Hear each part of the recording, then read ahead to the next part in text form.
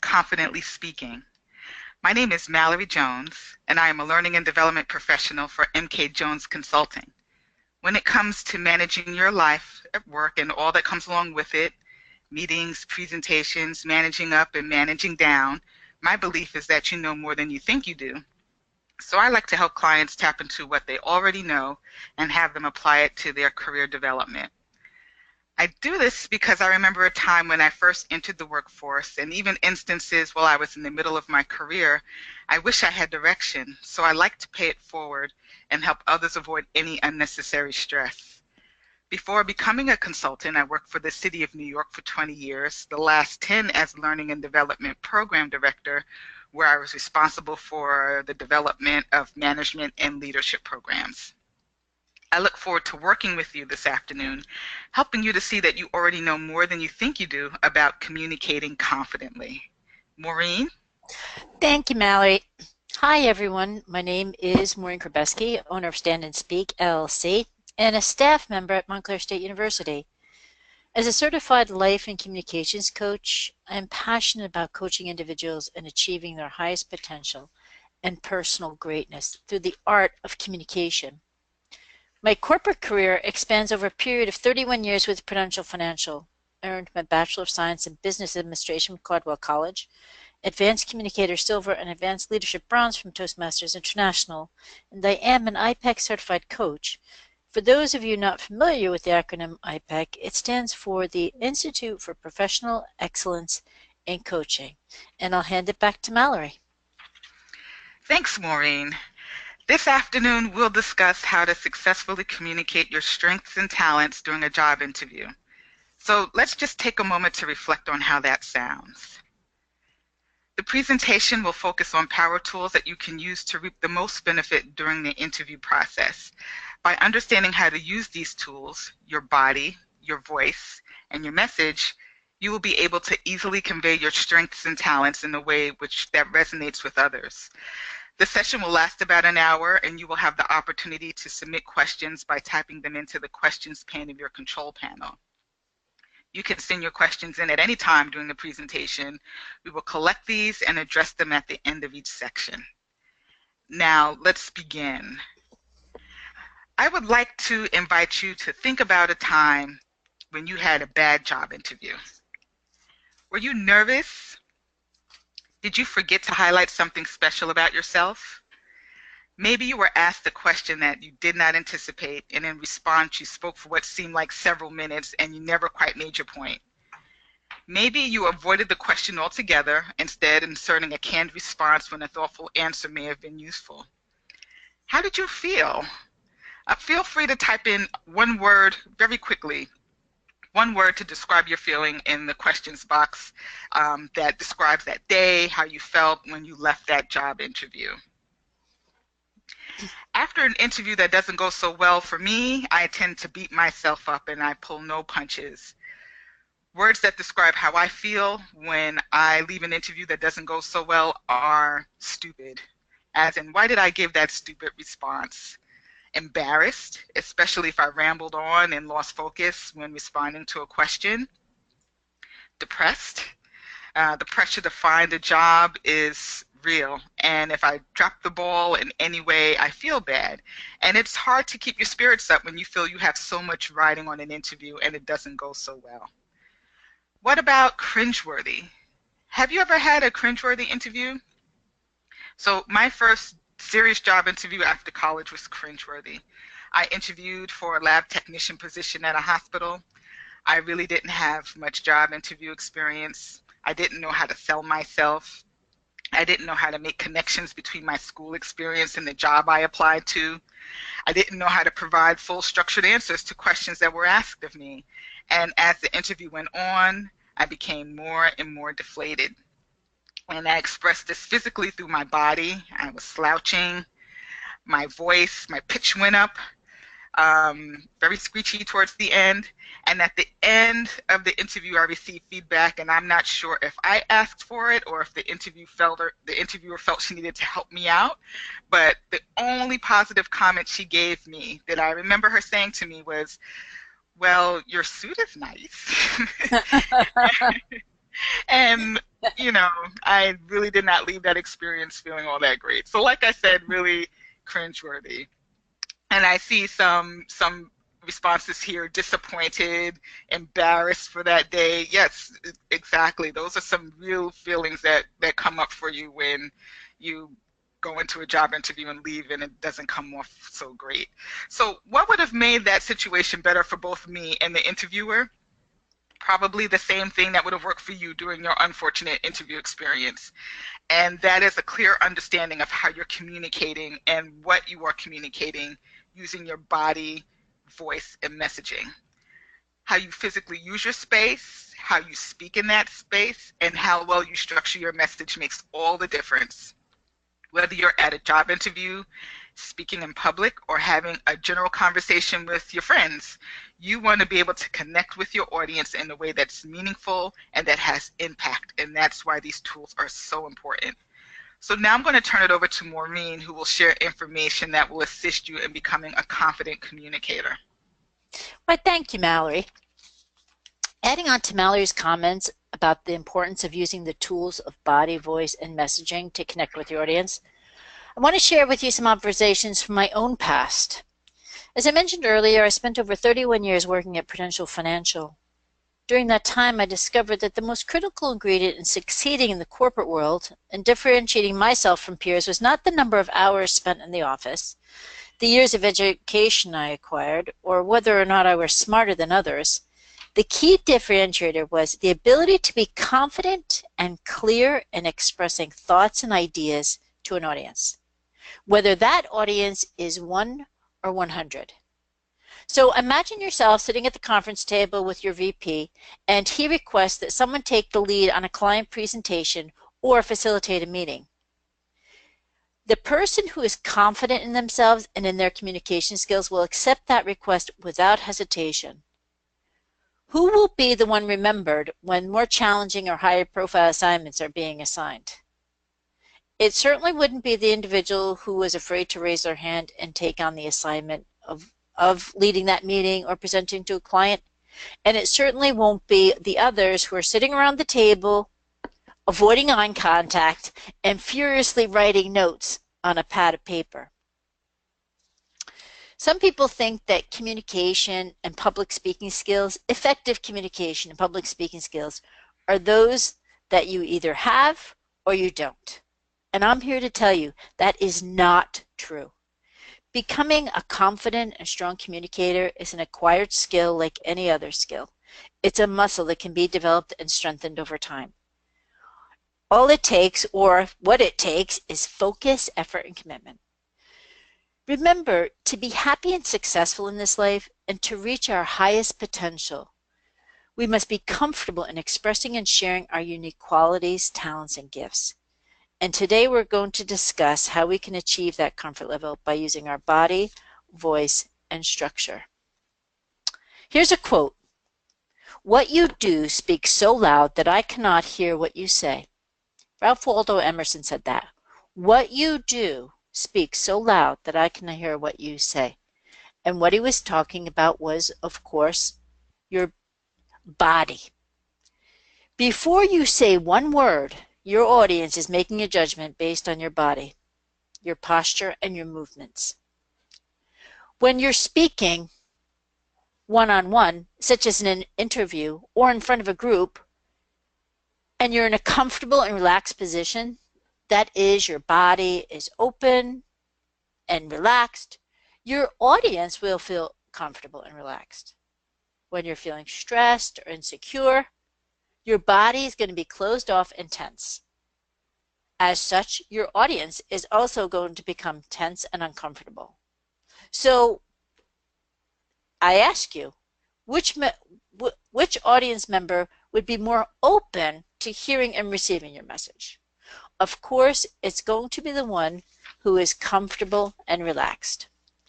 One way to ensure that your body is communicating strong and confident energy is to just be yourself. And I know what you're saying right now is, yeah, easier said than done, Maureen. Yeah, just be myself. And I understand that. But it's really critical just to relax. But how do you relax in stressful situations? Well, I suggest that you focus on your breath. Focusing on your breath is the most efficient and effective way of moving into a relaxed state. Why?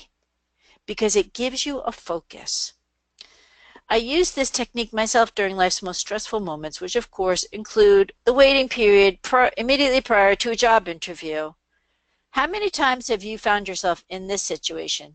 You're sitting in the waiting area enveloped in one of those overstuffed, musty-smelling armchairs that live in the corporate reception area as you're waiting for that all-important call to go and see your interviewer. You just sink down into that chair, don't you? And you feel your body collapse all in around you.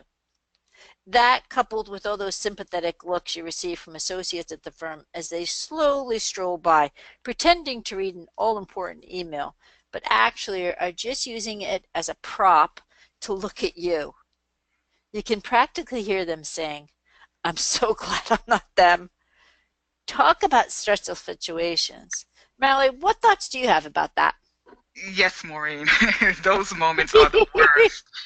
You're sitting in the waiting area as people stroll by, and it seems like forever, as you mentioned, that before you're called into the interview.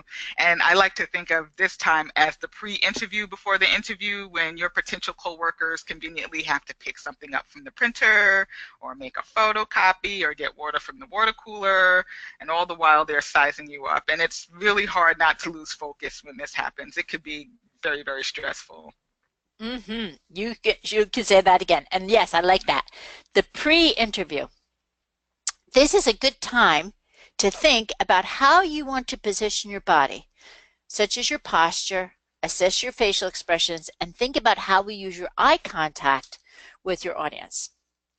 So if we look at our body, a great technique to boost your confidence and improve your posture for the job interview is to do a little power posing before the interview.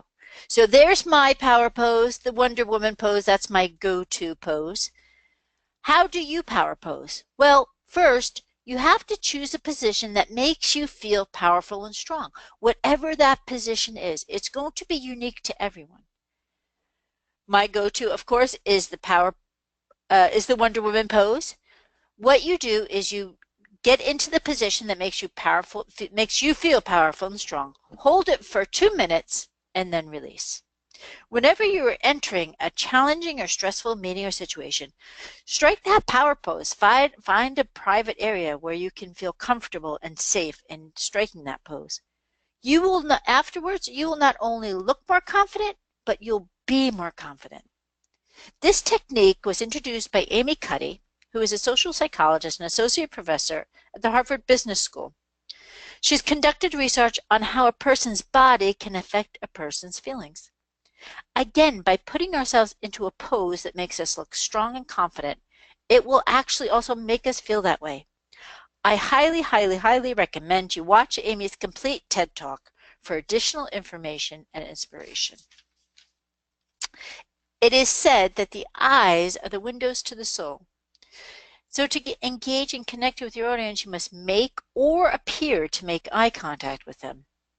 Again, you must connect with another person to ensure that they hear your message. If you're having difficulty making direct eye contact with someone, which some people do, I would recommend that you focus on the bridge of the other person's nose. It will appear to the recipient that you are looking directly into their eyes. From that point, continue to try and work on moving out towards the eyes until you're completely comfortable making that direct eye contact. If you're speaking to more than one person, make eye contact with one audience member, hold it for 3 to 5 seconds or until you've made your point, and then move on to another person. It's really important to include all at the table or in the audience. Specifically, you would use this technique if you're standing in front of an audience, maybe public speaking, but of course, if you're in an interview and you are speaking to a panel. Again, very important to make contact with each individual there. Facial expressions are something else that you should be aware of and consider when speaking. While it's much easier to be self-aware of your body and your eye contact, facial expressions are a little trickier. For example, in the past, when I've been engaged in conversation, people will stop, look at me, and ask, "Do you understand what I'm saying?" I'm always shocked at this question because I say yes, I'm just listening. After hearing this several times, I realized something is happening with my facial expressions that's indicating them that I'm zoning out or that I'm not listening. So what I have to do is I had to do something to change that, to indicate to my audience that yes, I was engaged, I was understanding, I was clear on what was being said. And so what I do now, try is consciously nod my head or make or offer a verbal cue to know, yes, I am engaged and I am listening. Ideally, you want your facial muscles to be relaxed throughout the conversation. And with that, are there any questions that people that you in the audience have for Mallory or I? Maureen, I actually have a question. Yay! When we're thinking about our body, and we're really most of the time sitting in a job interview, so how should our body be when we're at the job interview? What should we do with our hands? Is it okay to be animated and excited, or should we work to try to be more subdued? Yeah, that's a great question, Marilee. What we should do when we are thinking about our posture and our body when we're in a job interview is if you're, of course, if let's take it right from the very beginning. As soon as you see the interviewer approaching you 10 feet away, you should try and stand erect, stand up straight, pull your shoulders back, pull your tummy in. Just take that deep breath and feel your power and your confidence. Stay rooted in that ground. Extend your hand and give them a firm handshake and make that all important eye contact. When you're escorted to the room and you're taking a seat, of course, never slouch in the seat. Sit up straight. Put your feet flat on the ground. Feel yourself grounded into that earth, into Mother Earth, and just pulling on that energy. Lean a little bit forward so that they see that you are really interested in hearing what's being said and you're paying attention. With your hands, I would suggest either leave them on your lap or at your side, relaxed, or if you have a portfolio, make sure that the interviewer sees your hands. You never want to hide them. You never want to sit on them or put them, of course, behind your back. You want to have them open, palms up, and open and relaxed. Using gestures, that's a great question. You want to be purposeful in your gestures, and some people do talk with their hands. So I think it depends on the situation. I think it depends on the person. If you have gotten feedback, you could even ask friends, how does it come across when I'm using my hands? The hands are very important to be aware of because our gestures can be very distracting. And the last thing you want to do is have the interviewer focus on their hands versus on what you are saying. So think about the way you're using your hands. Try and be more purposeful in the movements. Your movements should absolutely match what you are saying. If there is a disconnect there, and what happens is if you're nervous, you may speed up with your hands, then that could indicate to the interviewer that there's something not right. So again, it really comes down to just being relaxed, being confident and comfortable in who you are and what you have to offer. And remember, when you're in an interviewing situation, yes, you're in there interviewing, looking for a position, showcasing your abilities and your talents, and you are being interviewed by that potential employer, but also you are interviewing that potential employer as well. Is this the right place for me? What is the value of this firm? Is this really where I want to be? So if you make that kind of power shift in your mind, it may help with the nerves. But great question, Mallory. Thank you for that. Thanks. Anyway, Yeah, okay, so I see a question. How do you control your involuntary facial expressions? So this is one that I can resonate with because yeah. I tend to be really expressive with my eyes, and Mhm.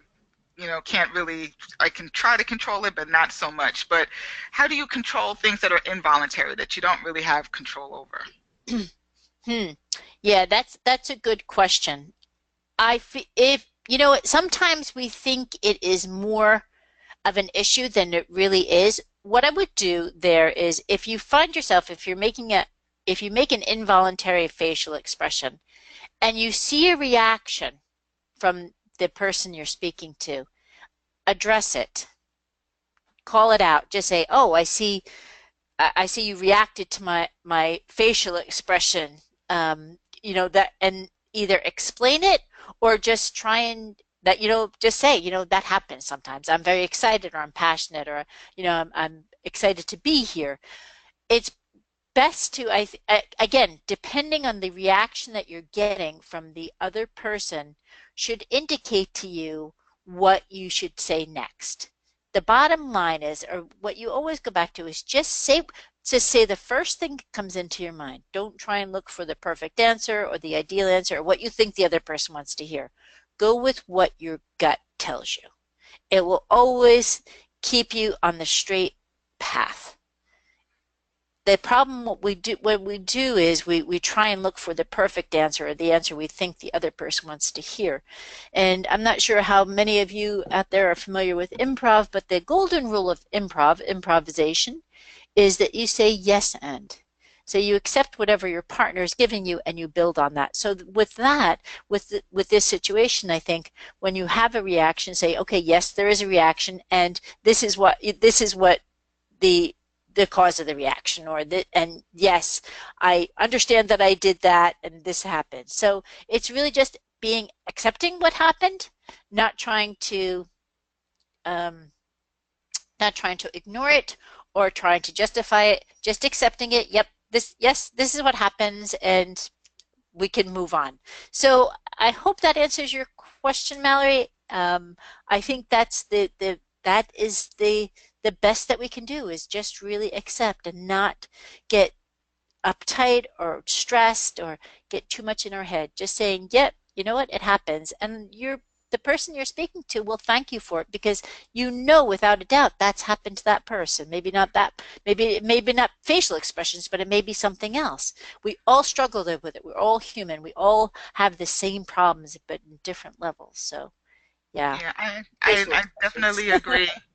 I'm of the belief that the more you try to hide the thing that you don't want Mhm. people to find out, the more that it's Yeah. going to express itself because you're nervous. And so I think about this because my daughter stutters, and so the more that she thinks about not communicating or trying to cover up the stutter, the worse it gets. So, we Yeah. have conversations and I tell her just, to put people at ease, let them know that, you may stutter or trip over a few words. And once they're at ease, you'll be at ease. So I completely agree. Just be upfront about uh, whatever it is that's sort of holding you back so that you can confidently communicate to whomever you're speaking with.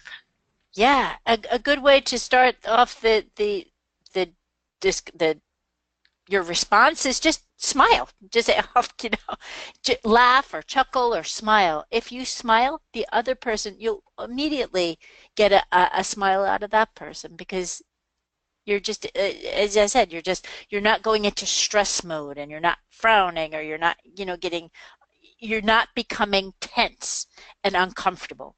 And just what we talked about, when your body becomes tense and uncomfortable, you send out that energy to others, and that triggers their tenseness and uncomfortableness. But if you sit and you relax, you just smile, it happens. You're putting the other person at ease, and then bringing the stress level down. So yeah, it's all about just, just trying to be who you are, and doing the best you can. That's all that any of us can do. Okay, so I have one other question, Maureen, and this may Yeah. lead into the next part of the discussion. Ways and tips to control nerves or filler words, ways to collect yourself when you get stuck on a question. Ways to prevent those those all pervasive filler words like ah, or or Again, it's all about, so you just have to pay attention to what you're saying, to your voice. The way to eliminate your filler words is to just pause and to take a breath. what happens when we're using a lot of filler words is it's because we're nervous, and the silence is it can be very stressful. So we try and fill up the silence because we want to be less stressed. But what happens is when we fill the silence with filler words like or or it our message gets lost. It's not coming through clearly.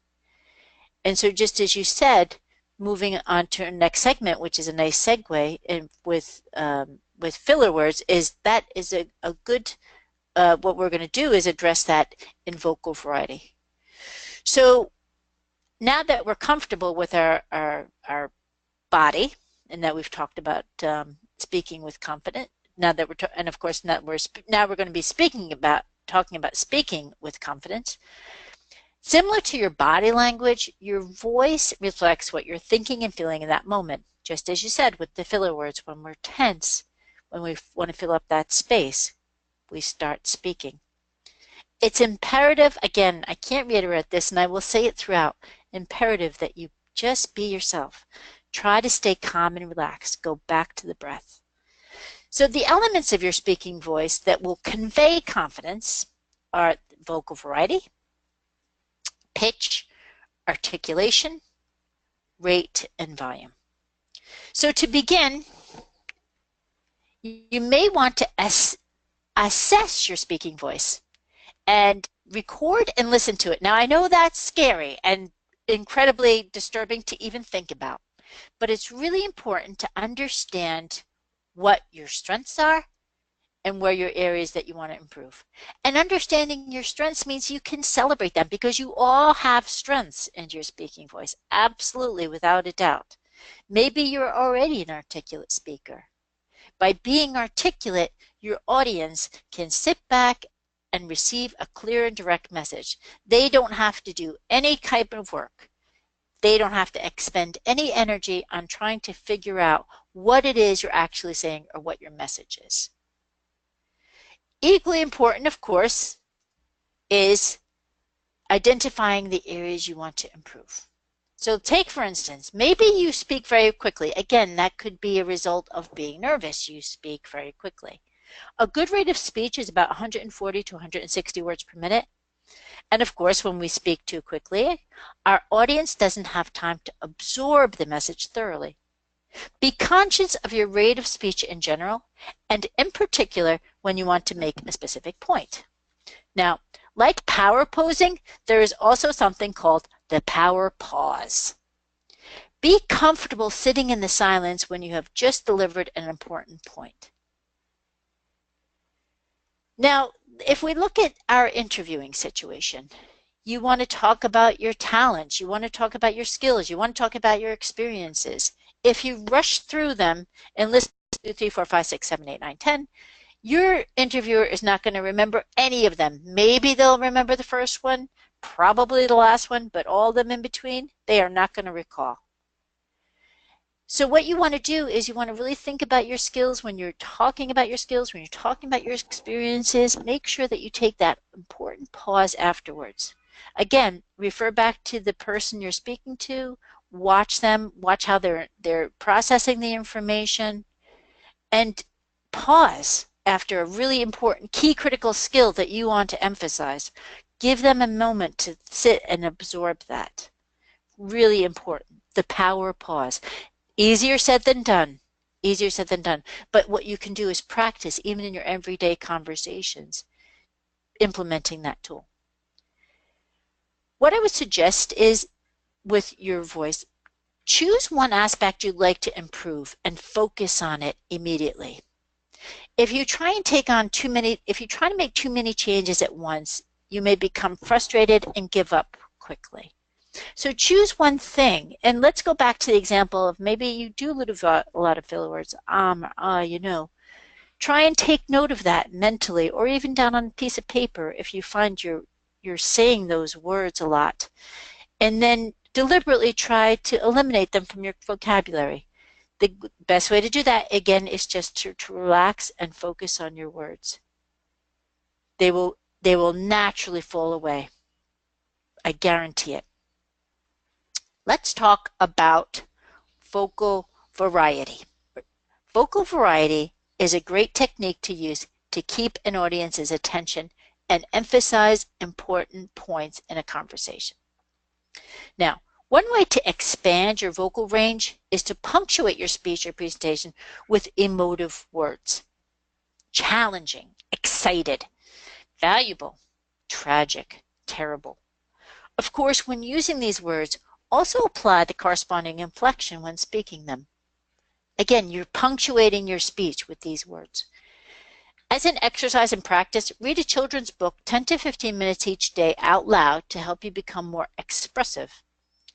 I would even suggest as a warm-up, before you do a presentation, you could use this exercise as well. So what happens to the pitch of your voice when you're under stress? Does it go higher? Of course, again, this indicates to your audience that you're fearful or uncertain. At this point, your breath is most likely also being affected. Again, try and be aware of your pitch and try to lower it so that you are being viewed as confident and calm. I'm going to say it again. Go back to your breath. Take deep belly breaths, because as your pitch goes higher, what happens is you're starting to speak from your chest area and there's not enough breath. So you want to take those deep belly breaths. Let's talk about volume.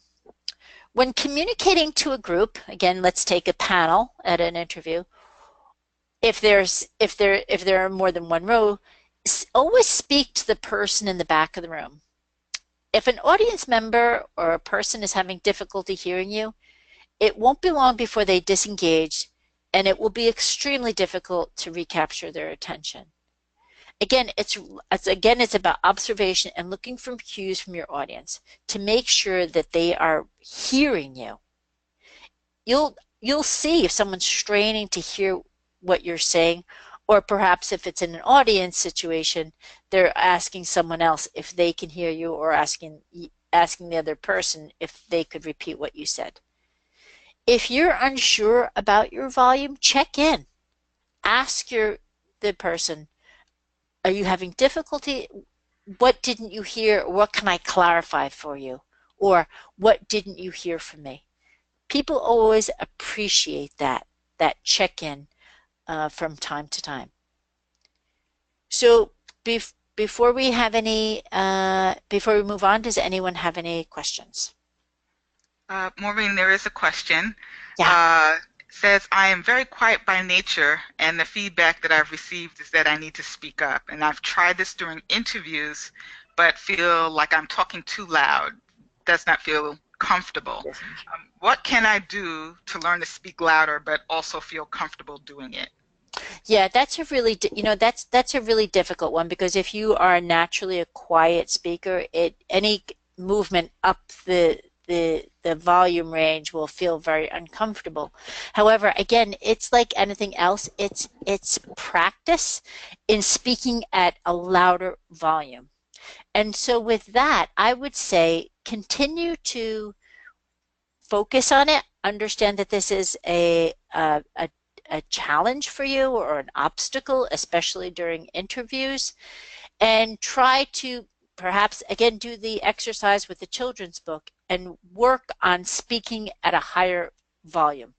Certainly when you're going into an interview situation, you want to have that in mind right at the top of the interview, so that you speak more loudly in the beginning, and then if you do fall into your natural state, which is a lower volume, your interviewer will stick with you more likely.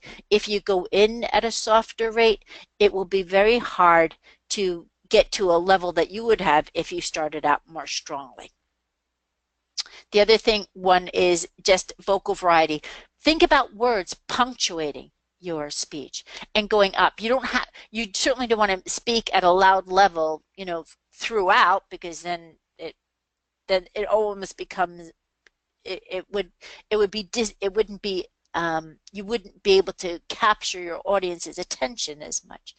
So again, that vocal variety, it's all about, I think, understanding first that you do have this challenge is great awareness. And then, so now the next step is, what can I do to change it? and it is about doing exercises with your voice.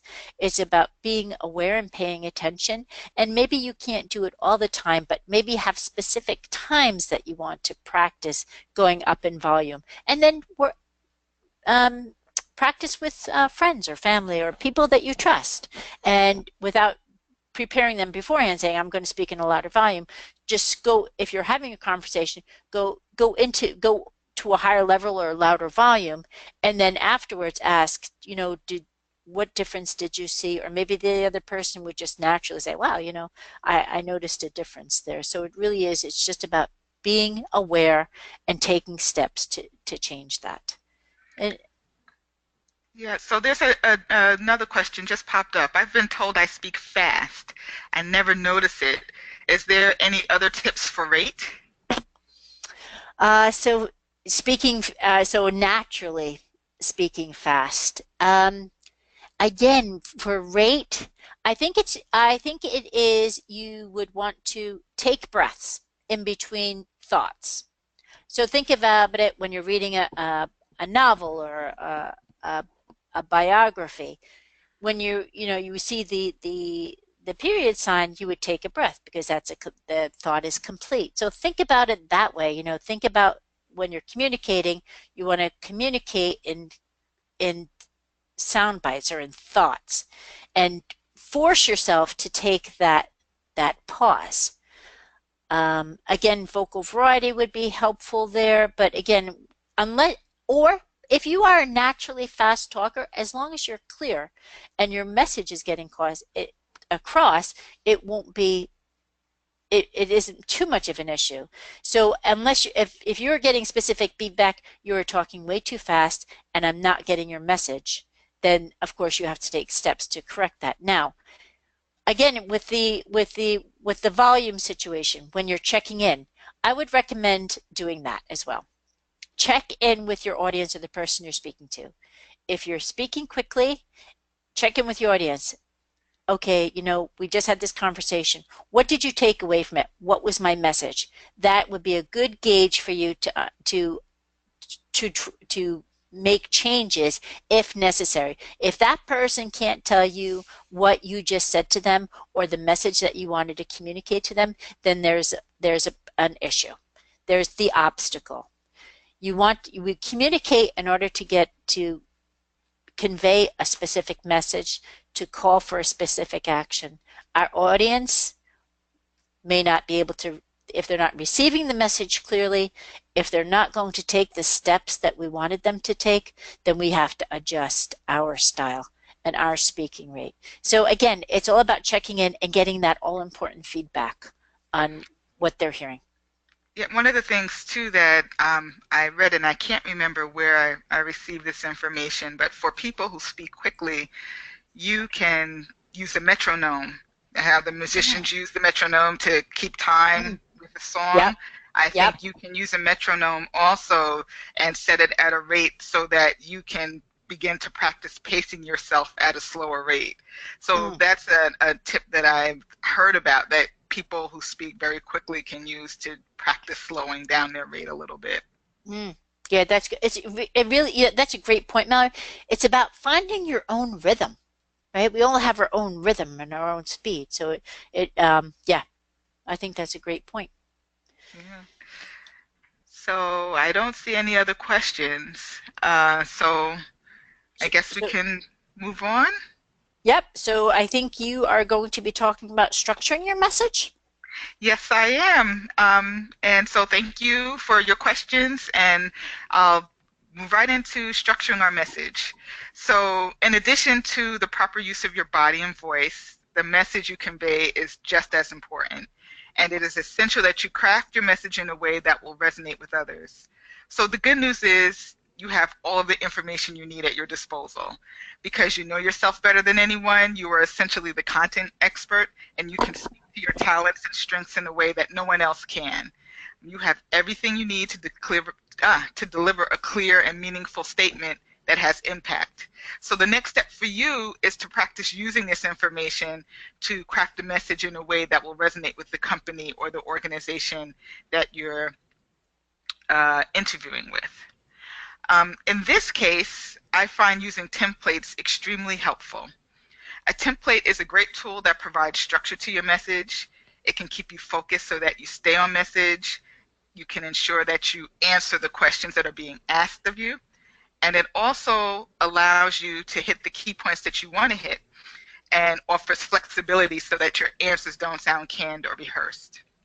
And a few templates that you can use when responding to questions include what, so what, now what, which is a statement of a current situation, what it means for you or your potential employer, and also your plan of action. Problem, solution, benefit. What is the problem your employer is seeking a solution for? What is the solution that you're offering? And what is the benefit to your employer should they use the solution that you're suggesting? Past, present, future. And also PREP, which is an acronym for point of view, reason for this point of view, an example that supports your reason, and your point of view restated. So let me provide you with a few examples of how these templates can be used. For instance, what is the first question you're asked at a job interview? So I see everybody typing really furiously because everybody knows the answer to this question. It is, tell us about yourself. And what they're really asking is, what makes you special? Why should we hire you? And so in responding to this question, the past, present, future is a great framework to use to talk about your experience and achievements. You can answer the question, tell me about yourself, by saying something along the lines of, I am currently lead analyst at Jones & Company, where I determine the requirements for Project X and communicate them to stakeholders. Before that, I worked at Smith & Company, where I was an analyst that successfully rolled out Project Y. And while I really enjoyed that work, I'd love the chance to build a project from the ground up, which is why I'm so excited about this opportunity with your organization. And so here you'll see that we hit all of the main points. And as I mentioned, there's flexibility. So if you noticed, I didn't answer the question in past, present, future order. I started with the present, I talked about the past, and segued into the future. And it really offers a great response to this question. Another common question that's often asked of us at a job interview is the one that we all know and love: what is your greatest strength? And that's usually followed by, what is your greatest weakness? And because this answer requires some reflection, a SWOT analysis, spelled SWOT, can help you prepare for this type of question beforehand. So SWOT is an acronym for strengths, weaknesses, opportunities, and threats. And we mentioned using this tool during the networking webinar Maureen and I did a few weeks ago. And for those of you who weren't present at that webinar, we suggested using a SWOT analysis as a tool to reflect and become clear about what you bring to the table. So you ask yourself questions such as, what sets me apart from my peers? Or maybe, what task do I usually avoid because I don't feel confident in doing them? And then you use these answers to develop language that speak to your abilities. A great way to answer the, let's say, what is your greatest weakness question is to use what, so what, now what? And I found a great example of an answer to this question on The Balance, which is a personal finance and career information website. So it's thebalance.com, and it offers really great advice. So to answer the question, what is my greatest weakness, you can say, I like to make sure that my work is perfect, so I tend to perhaps spend a little too much time checking it. However, I've come to a good balance by setting up a system to ensure that everything is done the first time correctly. So what would be, I like to make sure my work is perfect. So what? I tend to perhaps spend a little bit too much time checking it. And now what? I've come up with a great balance by setting up a system. So I actually really like this template, and it's one of those things that I keep in my back pocket to use to answer that question, what is your greatest weakness? Because for me, that's the one that I tend to trip up on the most. Another framework, problem, solution, benefit. It's a great framework or a template to use to answer the question, why should we hire you? Since you're being asked to convince the employer that you are the one, you want to make a powerful statement about what you will bring to the organization. So for instance, you can use the example that I used earlier of the lead analyst at Jones and Company. You can say, in my current role, I frequently encounter problems between management and staff when it comes to communicating project deliverables. At Jones and Company, I was able to create a system in which all project stakeholders received up-to-date information, and this decreased the amount of time and resources devoted to rework. I believe that you may find the same system useful, and it can save you time and money in the early stages of your project. So here you identified problem, solution, and the benefit that you're going to bring to the organization. And finally, a question that is often asked at job interviews is one where they're asking you to project in the future, right? Where do you see yourself in 5 years? And what they're really asking here is, are you committed to staying here for a while? Are you a stable person? Can you set goals for yourself? And so you should use this opportunity to share that one goal that you have at the moment, which is to be the very best employee for the particular job that you're interviewing for. And so to answer this question, I think that the PREP framework would be a great framework to use. And again, that is your point of view, reason for your point of view, and explanation and your point of view restated. So you can answer this question, where do you see yourself in 5 years, by saying, in 5 years, I see myself as a senior analyst here at Brown and Company. Throughout my career, I have been fortunate to work in the IT, analytics, and finance areas of the business, and as a result, I have a fuller understanding of how these different areas connect to the larger mission of the organization. Currently, during strategy sessions, I can speak to the challenges of each area and identify ways they can work together to minimize the impact on a project. In 5 years, I see myself in the role of senior analyst, where I can strategize and help the business on a larger scale. So PREP was a great way to answer the question, where do you see yourself in 5 years? And I believe we had an earlier question about how to avoid pauses and ums when you come into contact with a question that you haven't anticipated. And I like the PREP formula because you're pretty much restating the question that was asked of you. And in that minute or two that you're restating the question, it sort of buys you some time to kind of figure out exactly what strategy you want to use to answer the question. So now I want to turn it over to you, and I want to get a sense of which framework you feel would be best for the following job interview questions. And so now we're going to put up a poll, and you'll have a chance to weigh in on that poll.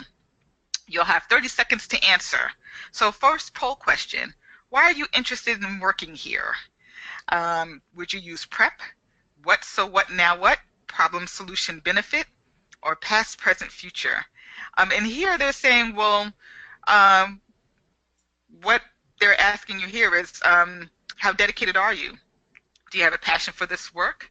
And you want to keep your answer simple and to the point. So again, is it PREP? So what, so what, now what? Problem, solution, benefit? Or past, present, future? I'm interested to see which framework you feel would work best for this particular job question. So we have a few more seconds, and so the consensus is past, present, future. So about 38% said PREP, 8% said problem, solution, benefit, and past, present, future. And I also agree that past, present, future would be a very great framework to use for the question. And also PREP, because as I mentioned, PREP sort of gives you an opportunity to slow things down a little bit before you answer the question. Okay, next poll question. And this one you should have no problems answering. Why should we hire you? So remember, what they're asking here is how well you can sell yourself or your product. 30 seconds to answer the question. Would it be PREP? What, so what, now what? Problem, solution, benefit? Or past, present, future? What framework do you feel would be the best to answer the question, why should we hire you? Other than, I have a great suit.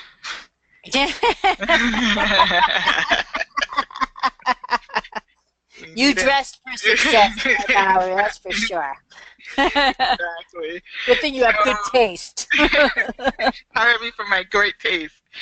Okay, so the poll results: 32% said prep, 16% said what so what now what, 37 said problem solution benefit, and 16% said past present future. So there's definitely some diversity here. I know the example I gave was problem solution benefit for this particular question, but as you can see, there's a lot of diversity, different ways that you can use different templates for different questions. Okay, so last question, last poll question. What are some of your hobbies? And what they're really asking here is how well-rounded are you? What do you do outside of work that may transfer positively into the workplace? And so to answer that question, would you use prep? What so what now what? Problem solution benefit? Or past present future? What are some of your hobbies?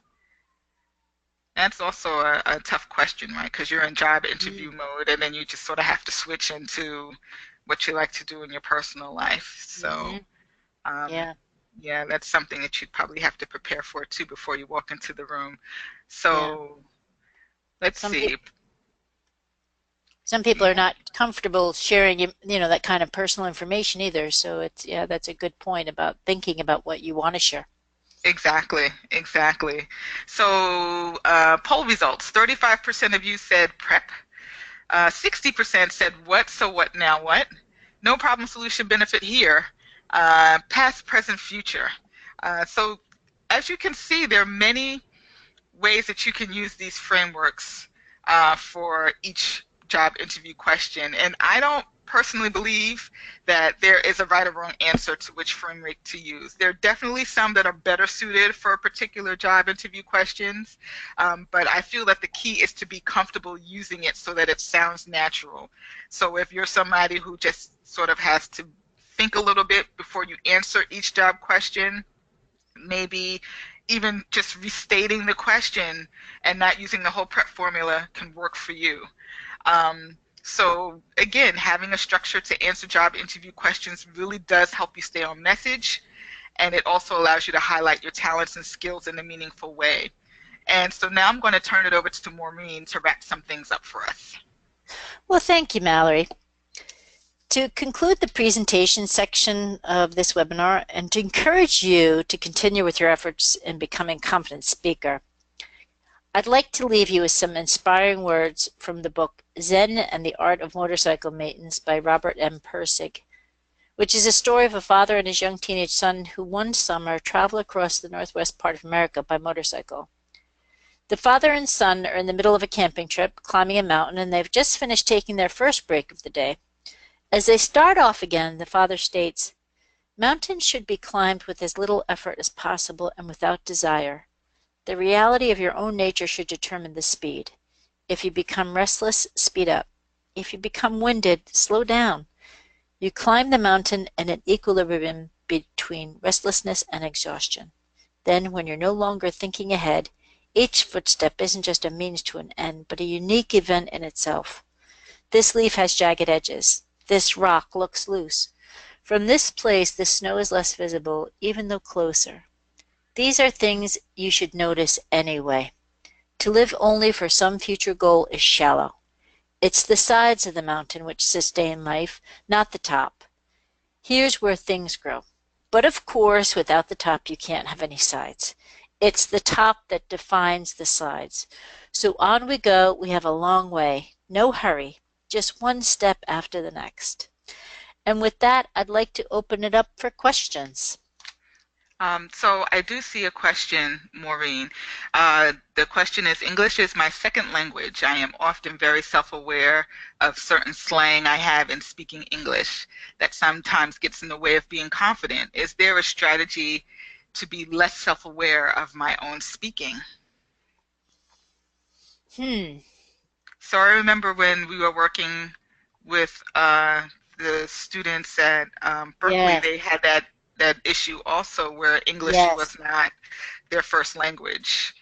And yes. so I think we had encouraged them to be comfortable with the fact that if certain words escape them in the middle of their presentation, that it's Mm-hmm. okay to slip into your native tongue Language. until you're able to find the word that you need to substitute for the English version.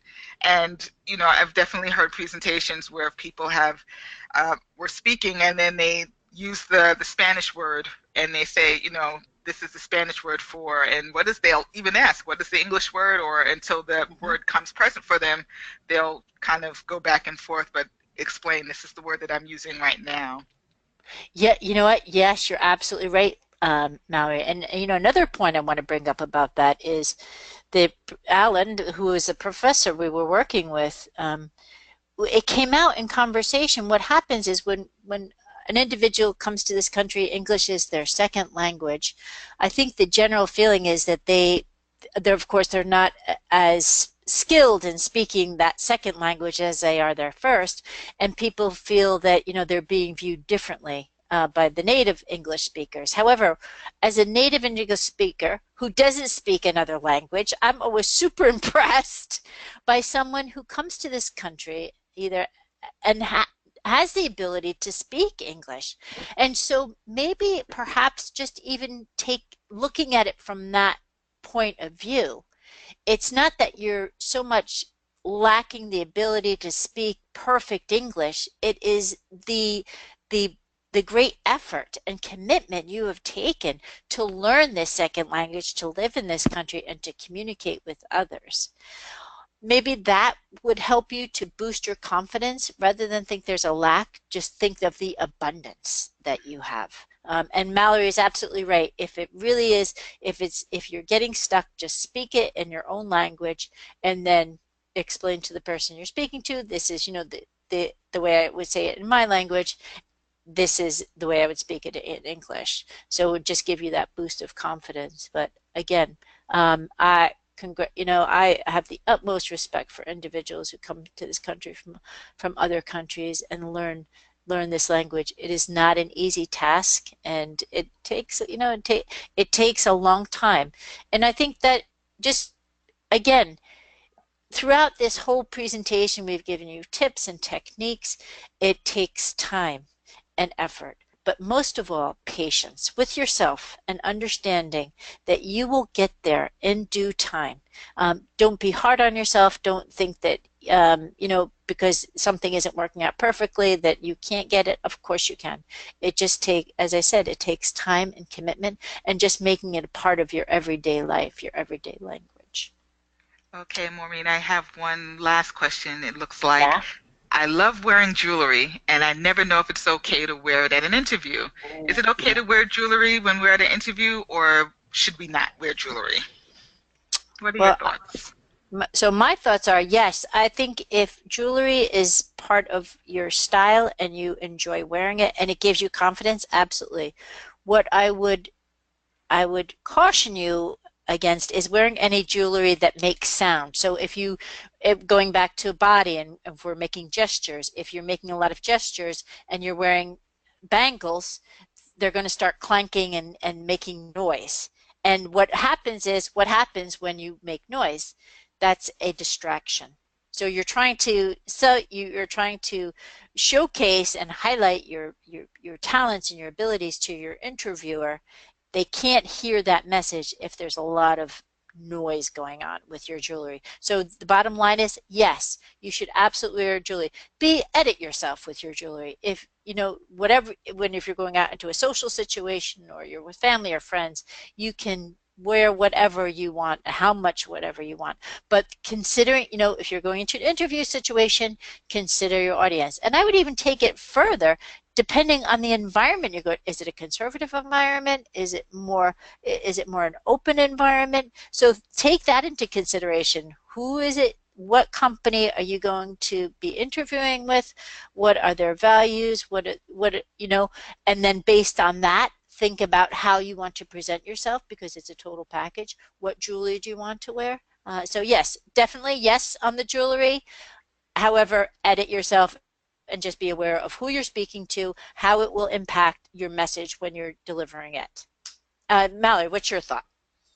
Agree. I feel that you can be true to yourself, but also be in line with whatever the corporate structure is. And so take a look on the website to see the pictures that they have of the employees Mm, and how they're dressed and what they look like, because you don't want to stand out too much. You don't want to be too distracting with lots of bangle bracelets and rings and big dangly earrings. But again, edit yourself, be true to yourself because you want to be comfortable, but mhm. don't have on too much jewelry to where it's a distraction and you may stand out from everybody else in the room. Yeah, absolutely. Um, but oh, and I see there's a question here about I guess but the PowerPoint about emailing the PowerPoint out. Sure. So we can do that, and I think there that might be the end of the questions. And so we want to thank everyone. Maureen and I thank everyone for attending today's webinar, Confidently Speaking. Please feel free to check out the books and articles referenced on the last slide.